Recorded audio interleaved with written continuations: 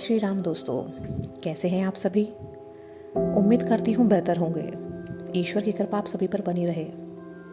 आज मैं अपनी तीसरी कहानी सुनाने जा रही हूँ बचपन की, जिसका टाइटल मैंने डिसाइड किया है अमर फल की खोज।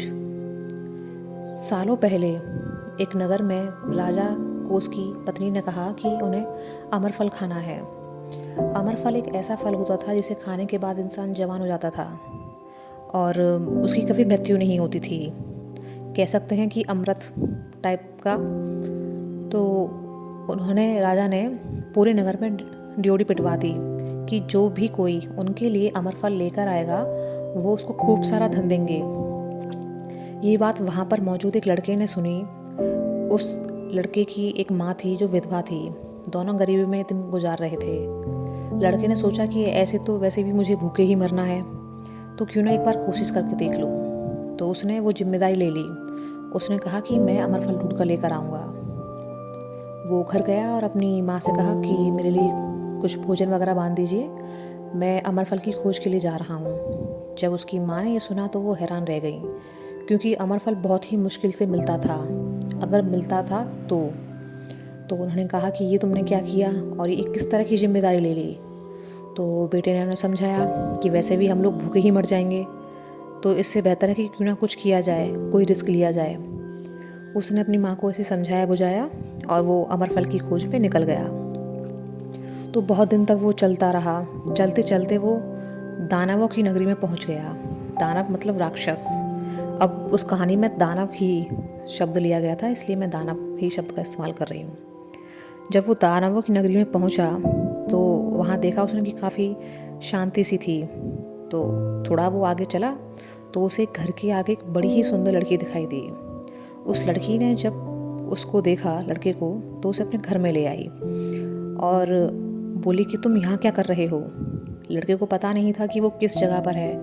उसने उसे बता दिया कि ऐसे मैं अमर फल की खोज में आया हूँ। तो लड़की ने बताया कि मैं दानव पुत्री हूँ और ये जो नगरी है वो दानवों की है। फिलहाल सभी दानव शिकार की तलाश में गए हुए हैं, इसलिए तुम यहाँ सुरक्षित हो, लेकिन वो लोग लौट कर आए उससे पहले ही तुम यहाँ से निकल जाओ। तो लड़का निराशा बोला कि मुझे तो वैसे भी अमर फल नहीं मिलने वाला, यहाँ नहीं मिलेगा तो जब मैं लौट कर जाऊँगा तब राजा मुझे मार देंगे, तो बेहतर है कि मैं यहीं मारा जाऊँ। दानव पुत्री को उस पर दया आ गई। उसने सोचा कि बेचारे को मदद की ज़रूरत है। तभी उसे देखा कि उसके पिता वापस लौट कर आ रहे थे। तो उसने उसे जादू से एक मक्खी बना दिया और अपने बालों में बैठा लिया। जब दानव वहाँ आया तो उसे मनुष्य की खून की खुशबू महसूस हुई। उन्होंने कहा कि यहाँ कोई इंसान है, मुझे खुशबू आ रही है बहुत तेज।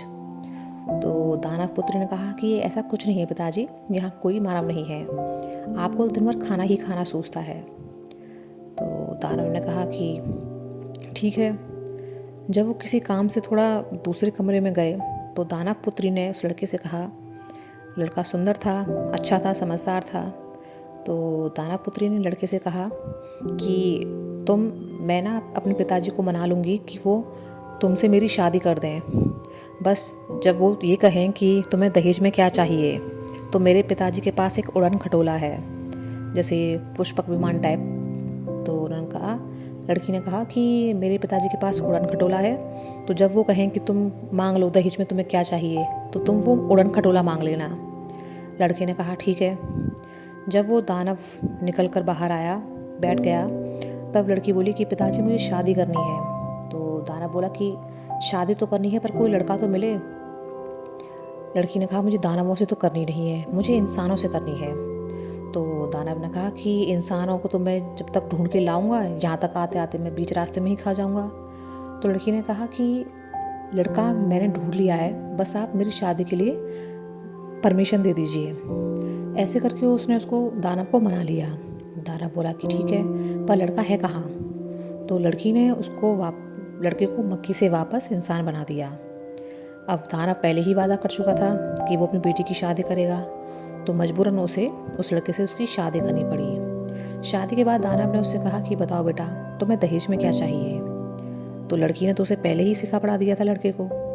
लड़का बोला कि पिताजी मुझे ना आपका उड़न खटोला चाहिए, जिस पर बैठकर हम कहीं भी आ जा सकते हैं मन की गति से। दानव समझ गया कि उसे ये बात ज़रूर उसकी बेटी ने ही बताई है। तो अब वो क्या करता, क्योंकि उसने कहा था और लड़की ने मांग लिया। तब दानव ने वो उसको उड़न खटोला दे दिया। दानव पुत्री का नाम था उमा और लड़के का नाम रघु मान लीजिए।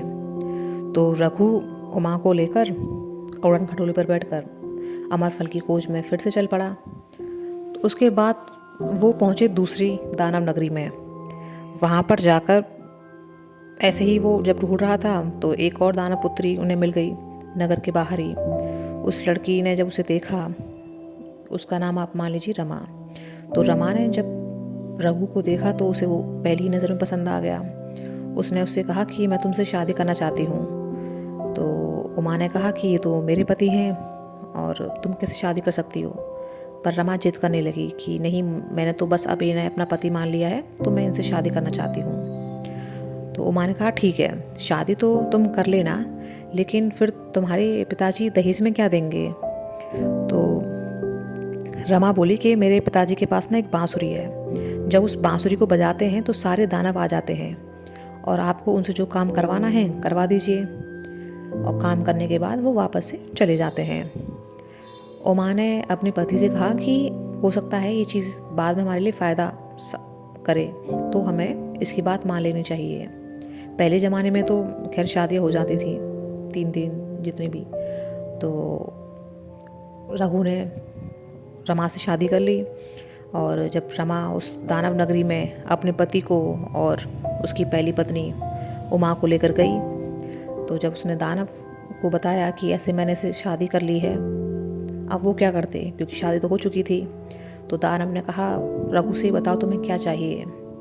रघु बोला कि मुझे ना आपकी बांसुरी चाहिए। यह सुनते ही वो दानव भी समझ गया कि उनकी बेटी ने उन्हें छल लिया, जो सबसे कीमती चीज़ थी वही मांग ली, लेकिन उन्हें देनी तो थी। तो दानव ने वो बांसुरी उस रघु को दे दी। अब तीनों पति पत्नी फिर से आगे बढ़ चले। तो एक और दानव नगरी पड़ी। उस नगरी के बाहर कुएं पर एक दानव पुत्री पानी भर रही थी। उसने जब रघु को देखा तो उसे भी वो पसंद आ गया। उसने कहा कि जब आपकी 2 पत्नियां हैं तो एक और सही। उसका नाम मान लीजिए आप सीमा। तो सीमा की इच्छा देखकर उमा और रमा ने रघु को उससे शादी करने के लिए इजाज़त दे दी।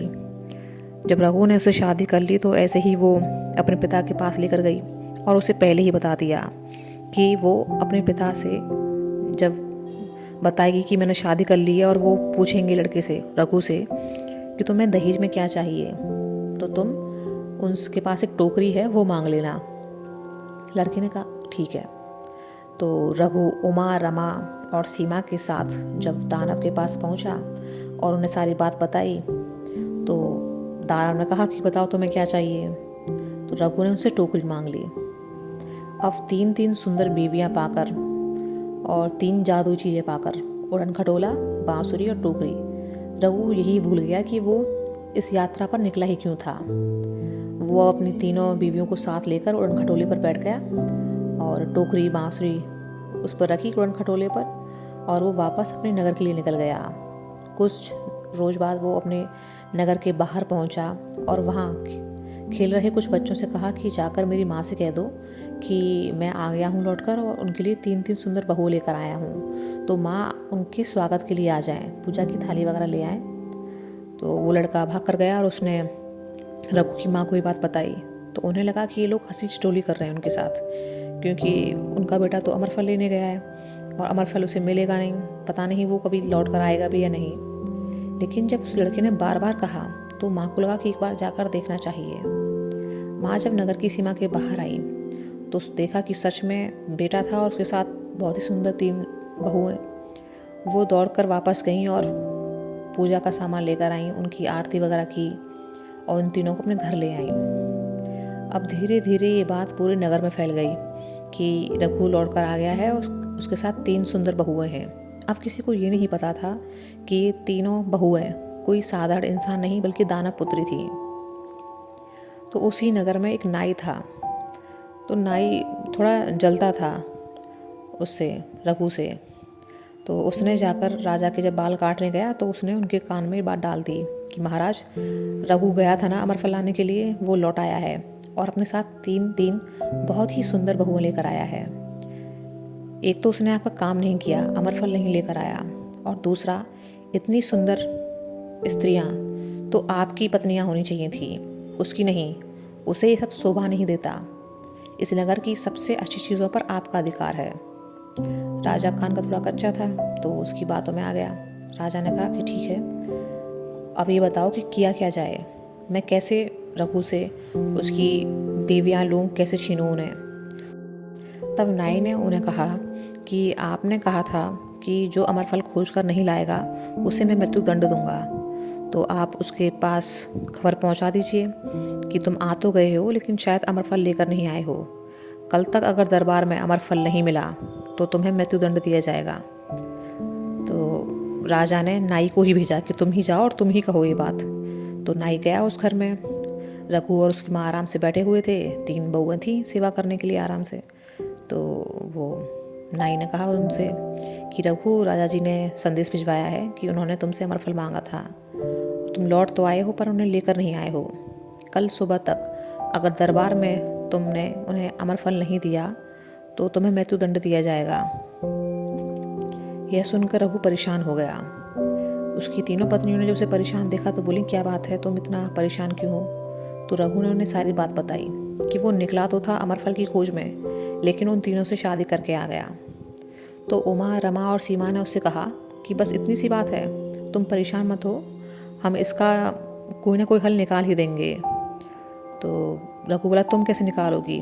तो वो तीनों हंसने लगी कि हम दानव पुत्री हैं, हम कुछ भी कर सकती हैं।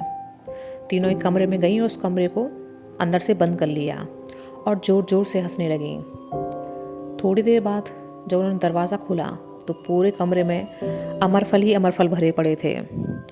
तीनों पत्नियां निकल कर आईं और रघु से कहा कि राजा के पास संदेश पहुंचवा दो कि उन्होंने तो एक अमरफल मांगा था, लेकिन तुम बहुत सारे अमरफल लेकर आए हो। चाहें तो टोकरी भर के इन अमरफलों को वो लेकर जा सकते हैं। दूसरे दिन रघु खुद वो सारे अमरफल टोकरी में भर कर लेकर गया एक में। तो राजा यह देखकर हैरान रह गया। रघु ने कहा कि मेरे घर पर और भी बहुत सारे अमरफल हैं, आपने तो एक का कहा था, मैं आपके लिए टोकरी भर के अमरफल लेकर आया हूँ। राजा अब चुप लगा गए क्योंकि उनका प्लान फेल हो चुका था। उसके बाद अगले दिन जो नाई था उसने फिर से एक चाल चली और राजा के कान भरे कि इस बार मैं जाकर उससे यह कहूँगा कि जो हमारा पूरा नगर है ना, रघु एक ही रात में उसकी पूरे नगर की एक ही दीवार कर दे। अगर वो ऐसा नहीं कर पाया तो इस बार उसकी पत्नियों को छीन लिया जाएगा। राजा बोले, ये कैसे पॉसिबल है? सॉरी, असंभव है। तो नाई ने कहा, ये तो मैं जानता हूँ कि ये संभव नहीं है, तभी तो उसकी पत्नियाँ आपके पास आएंगी। राजा ने उसे आज्ञा दे दी। तो नाई फिर से उसके पास गया और बोला कि राजा जी ने कहा है कि एक ही रात में सारे नगर की एक ही दीवार हो जाए। अगर तुम ऐसा नहीं कर पाए तो तुम्हारी पत्नियों को छीनकर राजा जी को दे दिया जाएगा। रघु फिर परेशान कि अब ये दूसरी मुसीबत कहाँ से आ गई। तो जो रमा थी उसने कहा कि तुम परेशान मत हो, इसका भी इलाज हमारे पास है। उसने जो अपने पिता की जो बांसुरी थी उसको बजाया तो बहुत सारे दानव एकदम से प्रकट हो गए। रमा ने उनसे कहा कि जैसे ही रात हो वो पूरे नगर की एक ही दीवार कर दें। यह सुनते ही दानव तैयार हो गए और रात को जैसे ही सभी लोग सोए, उन दानवों ने पल भर में ही पूरे नगर की एक दीवार कर दी। अब अगले दिन सुबह जब सब उठकर दरवाज़ा खोलते तो उनके सिर दीवार से टकरा जाते। राजा परेशान कि ऐसे तो पूरी ही व्यवस्था चरमरा गई है।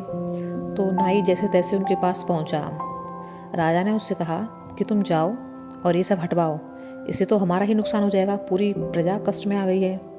नाई फिर रघु के पास पहुंचा और उसने उसे कहा कि राजा ने कहा है कि एक ही रात में ये दीवार हट भी जानी चाहिए। रघु ने कहा ठीक है। अब उसे पता चल गया था कि उसकी बीवियां सब कुछ कर सकती हैं, इसलिए उसने अब टेंशन लेना बंद कर दिया था। तो रमा ने फिर से बांसुरी बजाई, दानव आए। रमा ने उन्हें समझा दिया कि क्या करना है। जैसे ही रात को सभी लोग सोए, दानवों ने चुटकी में ही उस दीवार को वहाँ से नगर से गायब कर दिया। अगले दिन राजा और नाई बैठे हुए थे। राजा बोले कि मुझे नहीं लगता कि 3 सुंदर लड़कियां मेरी बीवी बन पाएंगी, क्योंकि रघु तो हार ही नहीं रहा। नाई सोचकर बोला कि आपको हार नहीं माननी चाहिए। इस बार मैं कहकर आऊँगा उनसे, जो आपके नगर के राज्य के महल के पीछे जो 12 बीघा ज़मीन है, इस पर एक ही रात में तरह तरह के फल, कुएँ वगैरह सब बन जाएं, एकदम से बहुत ही सुंदर बगीचा बन जाए। अगर ऐसा हुआ तो ठीक है, वरना आप उसकी तीनों पत्नियों को ले लेंगे। राजा से आज्ञा मिलते ही वो वापस से गया रघु के पास। उसने रघु को राजा की डिमांड बताई। तो रघु ने अपनी बीवियों से कहा, इस बार बारी थी सीमा की।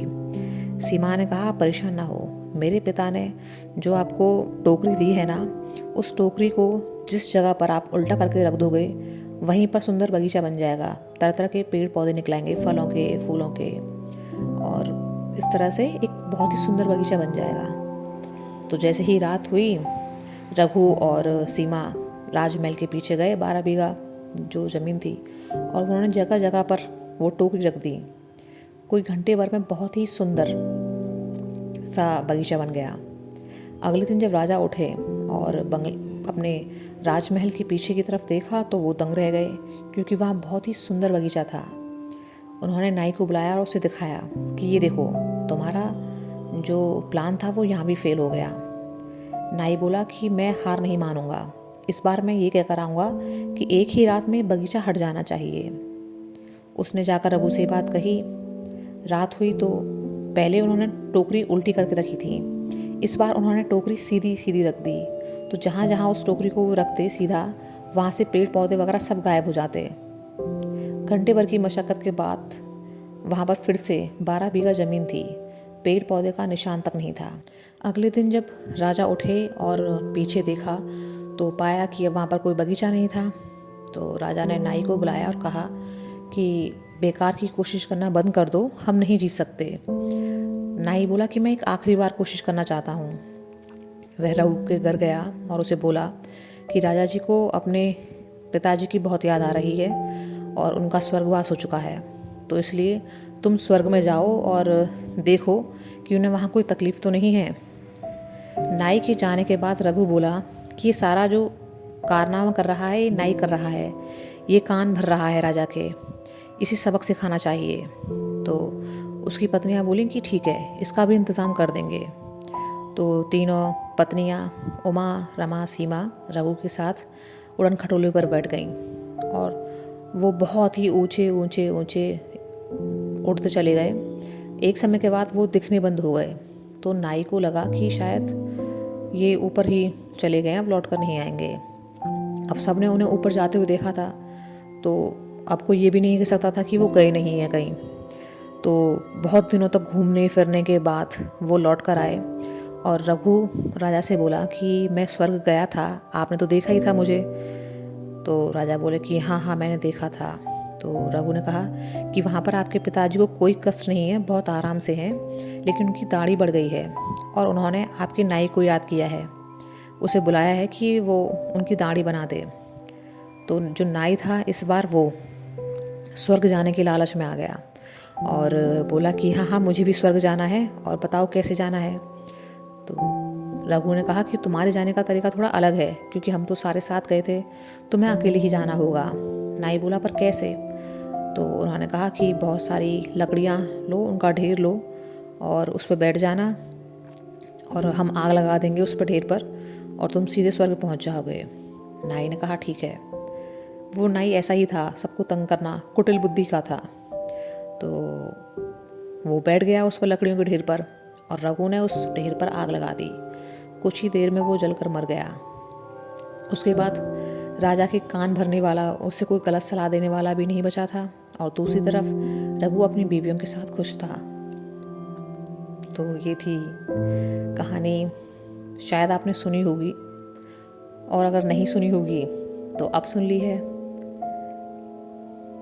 आशा करती हूँ आपको पसंद आई होगी।